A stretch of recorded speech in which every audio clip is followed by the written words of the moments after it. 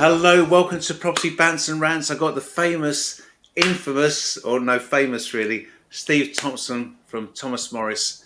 Steve, great to have you on board. I know we get people on that we think are going to give real benefit to the people listening, really. And I think you've got a great story, and I would like to share that with people. And I'll ask you. I've got a few questions I'd like to ask you. But Steve, thank you for joining us today. Welcome. Glad to be here. Good. Now, first thing I want to ask you. It feels like you've been in the industry a long time, but just tell me a little bit about where you are, your position at the moment, where you are, how you got to that position. So please tell me a little bit of your background and where you are now. So I'm at Thomas Morris. So a lot of people know the brand. Was lucky enough to get my start in agency at Thomas Morris. So my whole career has been at Thomas Morris, which maybe gives me a bit of a limited perspective on things, but equally the business has changed a lot over the years with different people involved. So I do think I've learned from a lot of different people. It's a second career for me. I left university and worked pubs and clubs for 10 years. I was a primary school teacher for a little while. Oh, wow. I've done I've done quite a wide range of different things. I was essentially running pubs in central London and nightclubs, and I was planning to get married and start a family. We were sort of settling down, and working till 6 o'clock in the morning in London's not ideal when you're planning a family. So decided I needed to look at something that was a bit more normal. Yeah. So you got somewhere agency's got less hours, is that right? Yeah. Yeah. Well, yeah. I'm one of the few people that thinks that agency is less hours than I'm used to working. Yeah. So it sort of worked in that way, and I looked at various different things and ended up handed a few CVs around the local towns. It walked into, face to face, here's a CV if you get any opportunities, and became a trainee estate agent at about 32. On a pittance of a wage. It was interesting. And then worked my way up from there. So I started at Thomas Morris. I'm still there, done 18 years, and I'm sales and lettings director now. Sales and lettings director. Okay, well done. So at the moment, sales is obviously you're the salesman. So I want to get from you an understanding. I want to ask you what you think the prediction what's the prediction do you think for this year for the sales market? It's interesting, isn't it? Because I think the end of last year, particularly with the mini budget, everybody just panicked and thought the market was going to drop through the floor, and it hasn't really. I think it's a more challenging market than we've probably seen for a few years. Certainly, it's gone back to normal. It's a normal market. Yeah, but I mean, what's interesting, of course, is even pre-COVID, but certainly post-COVID, the market's been so busy that an estate agent's prime focus is on just trying to keep up with the inquiries that are coming in, just keeping on top of things. And actually, you haven't had to do anything proactive. You haven't had to work to tie deals together because everyone was offering asking price or over.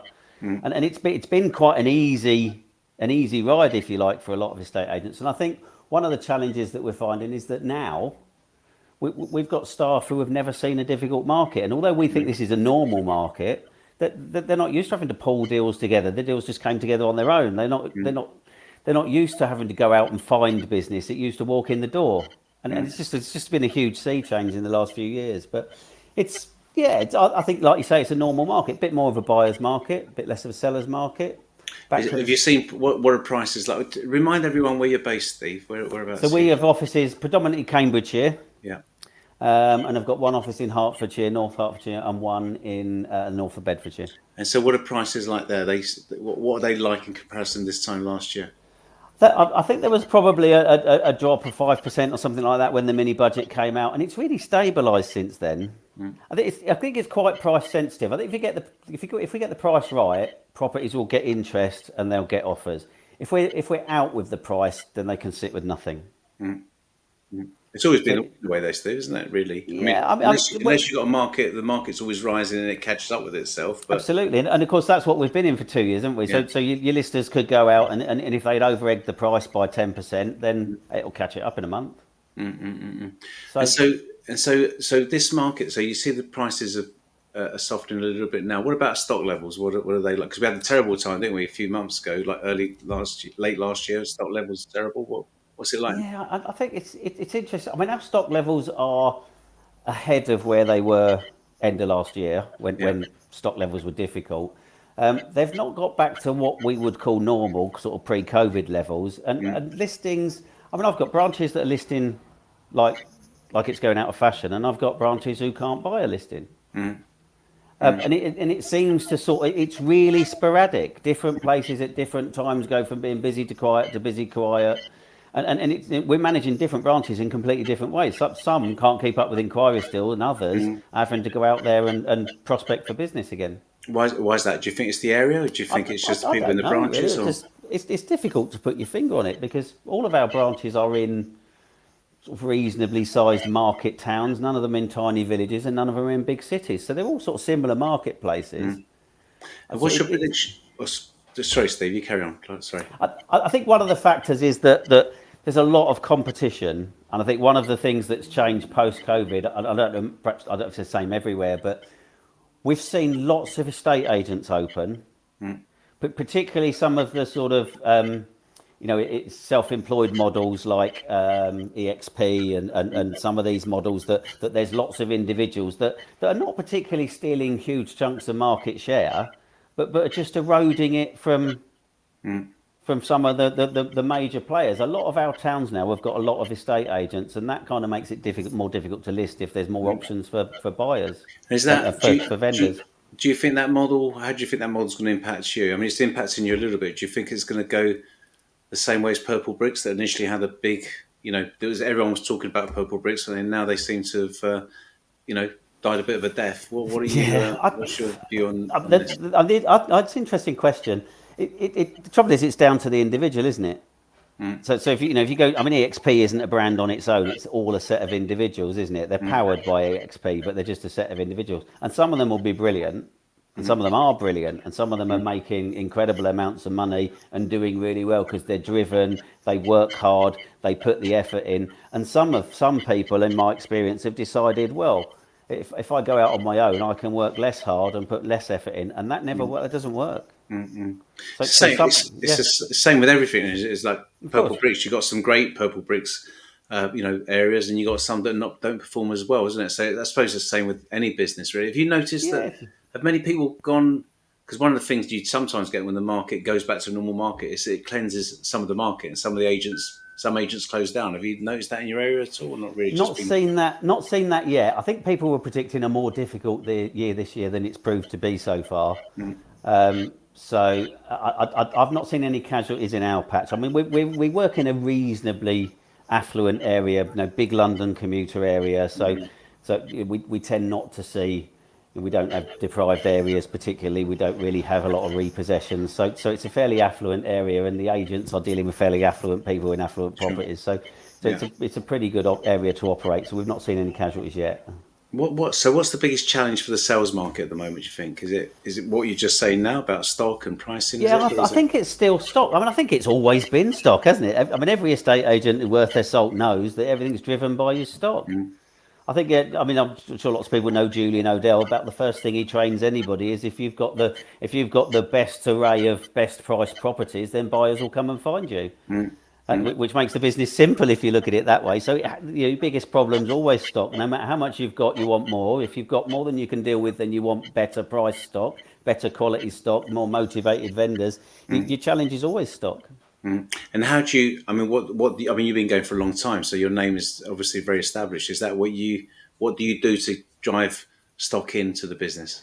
So, I mean, we look at it, I think, from two different ways. I mean, one is your marketing funnel, obviously what you can put in the top, how you can generate leads, whether that's marketing campaigns or social media awareness, or your just general brand awareness and being established and recognised and you obviously you can do a lot of marketing to drive that, and the flip side of that is once you've got those leads is converting them, isn't it? And I think we try and look at both areas, and you end up flitting from one to the other as you decide one's stopping working. Keep those plates spinning. Our focus this year to get listings, if I'm honest, has been very much on lead conversion. Although lead numbers are down, we still think we're getting our share. Yeah. We're still doing the things that we do. We're still trying to keep our presence in the market and our social media and regular campaigns and all that sort of thing. But our focus has been, because of the change, our focus has really been to look at our staff. They've not operated a lot of them haven't operated in a more challenging market. Do they know what to do? Do they know how to convert these leads when it's a bit more difficult? And we're working on upskilling staff. We've put some new internal processes in place to give the staff the tools to convert these leads and to impress, vendors, because at the end of the day, you impress a vendor to the market, don't you? You've got to prove that you're different and better. So we're trying to work on it from that angle to give our staff the skills and the tools to be able to get the stock once the leads come in. I think that's right. I was speaking to Ben G on another podcast who runs Hatton Homes, and he's talking about training, and the big drive for him, it looks like for you as well, Steve, is to just make their staff better than the best version of themselves, because we're in a service industry, aren't we? I mean, I am as a conveyancer, you are as an estate agent, and the only way you make a service better is by making your people better. So it does come down to that, doesn't it? And I mean, we can spend a fortune on marketing, drive more and more leads, but at the end of the day, if you've got the leads, then convert them, and you'll convert them if your staff are better at doing that. Then training and development, and of course, as we say, we've had many people come into the industry in the last 5 years that remember the 2008 and the really difficult markets. They don't know what to do in a difficult market to convert these leads. You start looking and thinking, actually, of course, these people don't know what to do. They've only joined since it's been great. Yeah. And what about commissions? What's your commission stable, or are they down, or are they up, or what? In terms of our fees? In terms of your fees, I mean, the EA Master said it was 1% was the average, wasn't it? Last research they did. Are there people going in for a lot more than that, a lot less than that? Across our marketplace, we see the myriad, as you would expect, from agents out quoting 0.75 inclusive of that, 0.5 I've come across inclusive of that, to agents. We had one the other day quoted 3.5% with an upfront figure on top. Oh. Gosh, I mean, they didn't get it. It's quite brave, isn't it? It's quite brave. I've not heard that for a while. I think genuinely it was right on the edge of their patch, and I think they probably didn't want the listing, which is why they did that. That's my best guess. Yeah. I mean, we were able to go out and quote a good fee, which we tried to anyway. Yeah. Well, you've got to value your service, haven't you, at the end of the day? We value our service, and we try and get the fee that we think we're worth. Yeah, do you get, how do you, I know I've been doing it for a long time, and you have, Steve, as well, but just how do you deal with someone that client says, I've got, this guy's offering me 0.75% all in. I mean, what are you going to do? How do you cope with that? If you've done your job properly from the start, you should never get to that point, because they should already know that you're better. They should already expect to be paying you more. If the process that's been followed and the way that you've conducted yourself right from their first contact with you, when they look at your website, when they did a viewing with you, when they booked their valuation, when you did the valuation, when you followed it up, what the documentation that you sent them, the presentation you showed them, all of that should say to that client, you're dealing with somebody who's going to cost a bit more. Yeah, that's right. If you get to that point where they're saying you've got to match this fee and it's bargain basement, then we've got something wrong. Yeah, because we're better than that. We're worth more than that. People pay for solutions. It's a matter of it's our job, isn't it, to show them that actually, look, we've got a solution for you. We're going to solve your problems. Yeah, it's frustrating that people go out and offer their services so cheaply. Yeah, I just think some agents are just giving it away. If they don't value themselves, why are they expecting a client that they go and meet to value them? If they don't think they're worth anything, then they're not, are they? It's true, absolutely right. So why would a client use somebody who can't value, can't even pitch their own fee, let alone get the best price for your house? Absolutely right. So Steve, that's from a problem of sales, but from a business point of view, what's the biggest challenge as someone as a sales director for your business? What's the biggest challenge for the business? I think in the industry, in the sales side at the moment, and you guys all see the same thing in conveyancing, that the whole sort of time, it mystifies me that we live in a world now where the total sum of all human knowledge is available at the click of a button. And yet we can't sell a house without spending 4 months asking questions backwards and forwards. I find it absolutely ridiculous that all of the information is available to somebody somewhere at the click of a button, but we still go backwards and forwards for days, for months and months and months. I'm selling my house at the moment with a bit of a change of circumstance. We're currently 4 months in Yeah. It's a reasonably straightforward transaction with 3 houses in the chain, of which none of them are more than 5 years old. And it just we're sitting at the bottom of the chain, and we have absolutely no visibility of what's happening at the top, because nobody will tell us, and the agent up there and the solicitor up there, it just goes dark constantly, and nobody knows what's happening. And if I'm honest, at this point, our sales ready and our purchase is ready, but above that, I've no clue what's happening. It's terrible, isn't it? Yeah. So it is bad. I mean, it's just. I say I always seem to be quoting when I do these podcasts. When I speak to people, that seems to be everyone's biggest challenge is stock and getting it through. Because at the end of the day, we only get rewarded, quite rightly, on getting cases through to completion. Right? Absolutely. Don't get paid. Unless you're doing that. So it is madness. Because I mean, one of the things that I always found when I was an agent, it was terrible, is that that impacts on you, doesn't it? Not only your money, but on your reputation. Because you might have sold it quickly, you might have got the best price, but then as soon as it goes into that conveyancing process, just goes back to you. It tarnishes your name and of course, of falling through, and you don't get paid for it either. So it's crazy. And it's one of those interesting things that in my experience, and again, I've never been a conveyancer, and I've never been a surveyor. I've always been an estate agent, but it always seems to me that when things start to go wrong, the clients all ring and moan to the estate agent. I don't know why that is. It's always the estate agent that seems to get it in the ear. And actually, the reality is, our job is to put the sale together, and then really, it's down to the other parties to make it all happen. Steve, so I've been an agent. I was an agent for a long time, and say that whole process has changed so much. Because when I first started as an agent, it was exactly like you said. I've sold it, and now it's down to the lawyers. But now it just seems that pressure is always on the agent's door. They do. Don't get me wrong, I'm a conveyancer, and there is pressure on conveyancers, but that pressure always seems to go back to the estate agent, and they're the clients coming to see you. And you're right, Steve. They're coming to see you. They're in your debt. Sometimes they're crying and they're upset, and it always just goes back in your face. It impacts business really badly. What do you do, Steve, to make sure that?